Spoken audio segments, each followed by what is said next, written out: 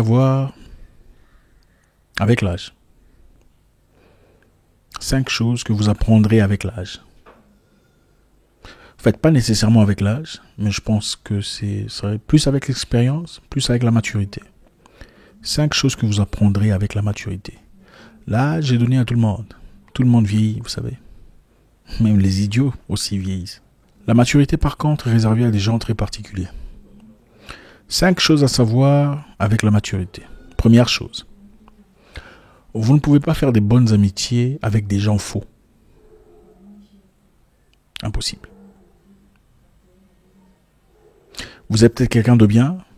Vous voulez réciproquer le bonheur, la bonté, la joie, l'amour que vous avez reçu dans votre jeunesse. C'est important, il faut le dire. Beaucoup de gens essaient de faire semblant. L'amour que vous recevez de vos parents très jeunes joue un rôle très important sur la personne que vous devenez dans le monde adulte. La plupart des gens toxiques, caustiques, difficiles, mauvais, méchants sont des gens qui n'ont pas reçu l'amour de leur jeunesse. C'est vrai, c'est prouvé, c'est pas moi qui l'invente. La plupart des gens que vous rencontrez dans votre vie qui sont bizarrement méchants, vous ne comprenez pas pourquoi ils sont méchants. Souvent, sont des gens qui n'ont pas reçu d'amour de leurs parents. Que ce soit un partenaire de vie, que ce soit un ami, un correspondant, un collègue, une personne que vous rencontrez qui est curieusement méchant avec quelqu'un que vous ne connaissez pas, que vous ne comprenez peut-être pas la situation, vous demandez « Mais qu'est-ce qu'il a le monsieur ou la dame? Pourquoi elle est aussi méchante ?» Ce sont des gens qui ont grandi dans des conditions très compliquées, soit il n'y avait jamais eu des parents, ils sont morts trop tôt, ou les parents étaient brutaux, agressifs, irrespectueux, ou maman a vécu seule, il n'y a jamais eu de papa pour donner une direction, une vie, un guide, un leadership. Vous ne pouvez pas faire des bonnes amitiés avec des gens faux. Ce n'est pas possible. Avez-vous déjà eu une amie ou une personne que vous pensiez amie, n'est-ce pas? Et finalement, vous vous mariez. Devant vous, elle est gentille. Ah, comment ça va, tout ça. Mais après, elle t'observe. Elle veut comprendre comment tu vis, comment tu t'habilles. Est-ce que tu as mis des chaînettes en or? Est-ce que c'est de l'or ou pas? Est-ce que c'est de l'or ou pas? Ah, elles sont là en train d'observer. Son mari fait quoi? Est-ce qu'elle est vraiment heureuse dans son foyer? Comment elle vit? Est-ce qu'ils ont de l'argent? Ce n'est pas des amitiés. Beaucoup de gens avec lesquels vous discutez, vous échangez, vous parlez ne sont pas vos amis. L'amitié, encore une fois, ce n'est pas connaître quelqu'un, rire avec lui et sourire. C'est pas ça l'amitié. Les amis sont seulement ces personnes qui seront là pour vous au moment les plus difficiles de votre vie. Vous avez des amis qui se comparent à vous. Ils ne sont pas vos amis. C'est des gens faux. Vous avez des gens qui sont toujours là à vous critiquer en votre absence. Ils ne sont pas vos amis. Oh, tout le monde a parlé. Ce n'est pas ton ami. Un ami ne peut jamais autoriser à ce qu'on parle de mal de toi devant lui, dans sa présence. Ce n'est pas possible. Avez-vous déjà eu un ami de votre vie? Pour comprendre, il faut en avoir déjà connu l'existence pour comprendre ce que je dis. Un vrai ami n'accepterait jamais que l'on dise une phrase.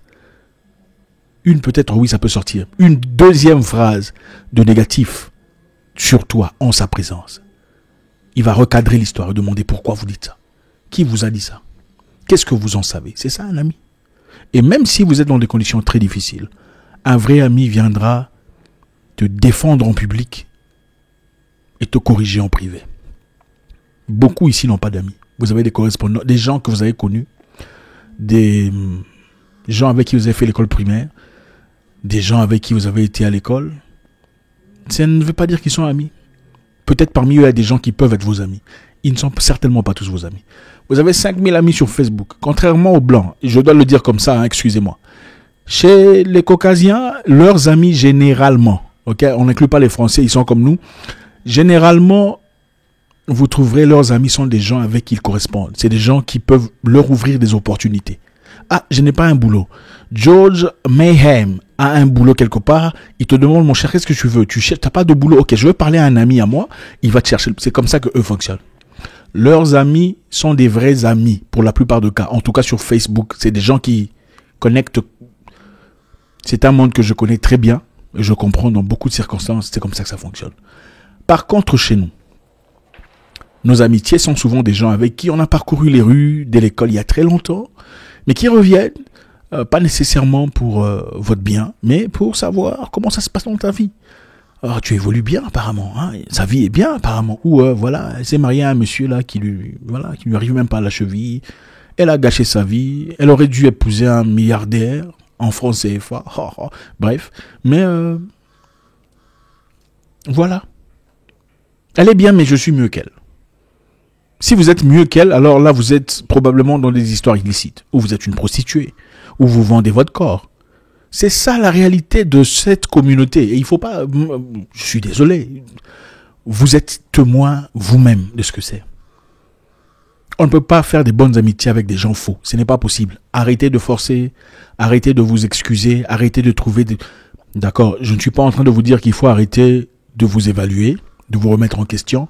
Je vous dis simplement, arrêtez de chercher à plaire ou à construire un truc inexistant avec des gens dès le départ de la fondation sont faux. 2, que vous comprendrez avec l'âge et la maturité. 2e, assieds-toi, relax. Toute situation n'a pas besoin d'une réaction. Ok, très souvent, nous sommes pulsés à réagir à chaque fois qu'on est contrarié ou attaqué, on se sent stressé. Ça semble être bien. Je veux recadrer cette fille. Je veux remettre les choses à l'ordre.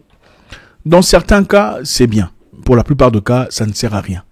Parce que la réalité, celle-ci, ces gens ne sont pas disposés à vous écouter. Ils ne veulent pas savoir votre version de l'histoire. Ça n'intéresse personne. Vous remarquerez d'ailleurs que pour la plupart des cas, quand vous faites des choses bien, très peu de personnes réagissent pour vous encourager, pour parler de vous, pour vous propulser. Vous avez un business qui fonctionne très bien. Très peu de gens partagent vos business ou vous recommandent. On parle de vous en recommandation, excusez-moi, à d'autres personnes pour vous grandir. Mais faites une petite bêtise. Faites une erreur seulement. Et des fois, certainement, il vous est arrivé de vous poser la question de savoir, est-ce que ces gens me voient? Est-ce que ces gens me connaissent? Est-ce qu'ils savent que je fais ce business? Est-ce qu'ils savent que j'importe des cheveux, des chaussures? Est-ce qu'ils savent que je fais des traitements d'ongles et tout le reste? Faites seulement une petite bêtise et vous comprendrez à quel point on vous connaît. On vous connaît très bien. On attend à ce que vous fassiez quelque chose de négatif pour réagir. Malheureusement, encore une fois, je dois le dire. Hein, ici, on casse la baraque comme ça. Je suis désolé, il faut vous le dire. Dans cette communauté, on ne promeut pas ce qui monte. On parle de ce qui tombe. Quand quelqu'un monte, personne n'en parle. Très peu, en tout cas des proches. Rarement, quand je parle de proches, c'est pas des proches. Non, vous connaissez vos proches là qui sont malades. C'est pas de ça que je parle. Je parle de la famille directe, des gens vraiment vrais qui parlent de vous. La plupart des gens n'en parleront pas. Vous faites des exploits, ils n'en parleront pas. Ils feront semblant de ne pas savoir. Mais essayez de tomber. Ah, d'ailleurs, tu sais, il paraît qu'il a une autre femme à Kuala Lumpur. D'ailleurs, tu sais, il était tombé enceinte ou elle était, je ne sais même plus, des jumeaux albinos. C'est toujours dans la bêtise, dans la destruction. Là, on parle de vous. Là, on vous connaît. Toute action ne mérite pas une réaction. Il y a des gens très petits, plus petits que vous, qui veulent au fait votre attention. Si vous réagissez, c'est vous qui perdez. Parce qu'en réalité, ils savent qu'ils sont plus bas que vous. Donc leurs attaques, c'est simplement pour gagner de l'attention venant de vous. Et quand vous leur donnez cette attention, il a gagné sa guerre. Peu importe que tu aies raison ou pas. Au fait, lui n'a pas besoin de réfléchir. Pour la plupart des cas, ils n'ont même pas de cervelle pour réfléchir. Donc ce n'est pas à tout le monde qu'il faut recadrer. Ce n'est pas tout le monde qu'il faut remettre sur sa place. Non, il y a des gens qui sont complètement... J'évite de dire le mot ici. Qu'il faut complètement ignorer. Il y a certaines personnes, malheureusement ou heureusement, qui se pensent intelligents, qui sont ignorants en réalité, mais se pensent intelligents, puisqu'ils ont quelques cellules cérébrales, ceux-là, vous pouvez recadrer. Et ils comprendront. Numéro 3, écoutez votre intuition.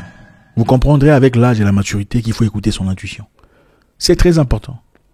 Très rarement, en tout cas rarement, il m'est arrivé à moi de dire ce gars ou cette femme, je ne la sens pas trop, et me tromper. Très rarement. Très rarement. Ceux qui me connaissent le savent. À chaque fois que je dis celui-là, je ne le sens pas. 2 mois plus tard, une grosse histoire.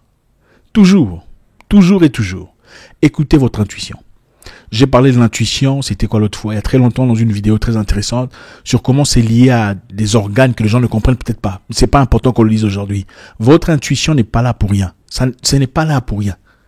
Votre intuition est là pour des choses très importantes. Et ça ne veut pas dire que tout ce que vous pensez est vrai. Mais quand c'est vraiment votre intuition, vous le saurez. Quand ça ne sent pas bon, ça veut dire qu'il y a un truc qui est pourri quelque part. Hein. Ça ne veut pas dire qu'il faut condamner la personne. Ça veut simplement dire qu'il faut prendre le temps de réfléchir, qu'il faut prendre un peu du recul peut-être. Il faut réfléchir un peu plus longtemps peut-être. Ne vous lancez pas quand vous sentez au plus profond de vous qu'il y a quelque chose qui cloche. Ça veut dire qu'il y a probablement quelque chose qui cloche. Numéro 4, quatrième chose qu'on apprend avec le temps, avec la maturité.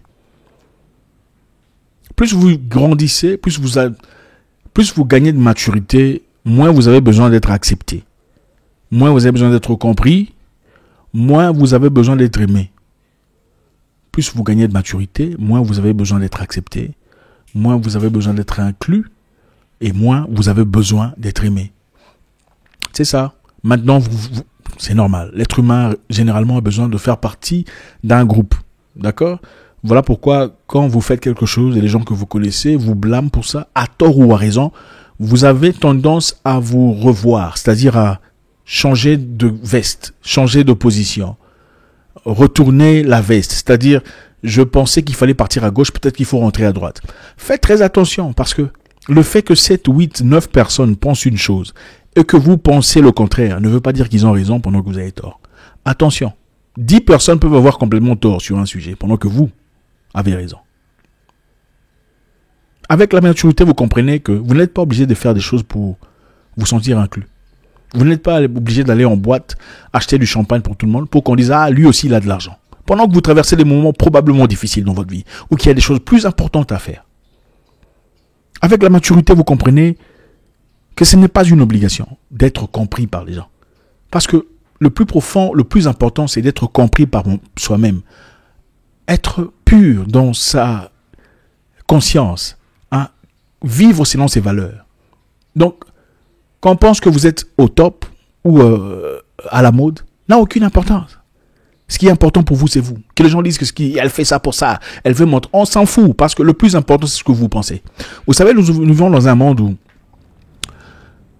quand vous donnez des choses aux gens, quand vous faites la bonne personne, c'est-à-dire quand vous êtes dans la philanthropie ou quelque chose de très similaire, vous allez apporter de l'aide à des gens.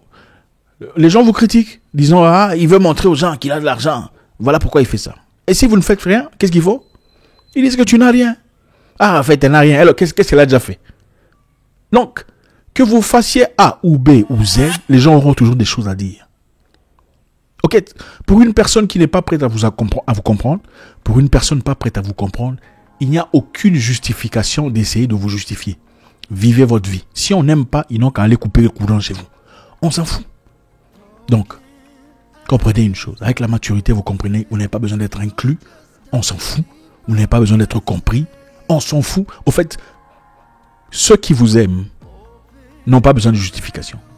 Ils comprendront certainement que tu as fait ce que tu as fait pour une raison, que tu expliqueras peut-être plus tard. Ceux qui ne t'ont pas compris peuvent appeler ton numéro pour demander une justification.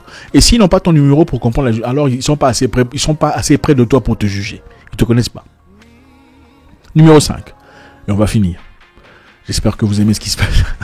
C'est toujours un plaisir d'échanger avec vous. On fait ça avant de finir. Ça ne vous coûte rien. Ça nous fait du bien. On y va. Numéro 5. Avec la maturité, vous comprenez que blâmer les autres pour vos erreurs n'améliorera pas votre vie.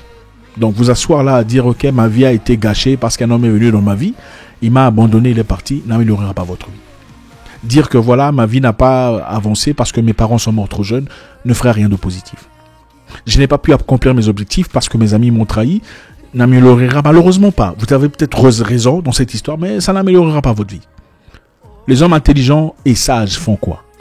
Ils se remettent en question. C'est-à-dire, même si j'avais raison, qu'est-ce qui a poussé à ce qu'on en arrive là ? Comment ai-je permis, moi, dans ma position, à ce que cette personne malhonnête de user de ses malices pour se servir de moi ? Une personne sage se remet toujours en question. Ok, j'ai peut-être été victime.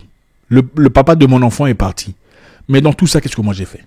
Peut-être que peut-être que j'ai pas écouté dans une histoire. Peut-être que j'ai été insolent quelquefois. Peut-être que je n'ai pas pris assez de temps pour le comprendre.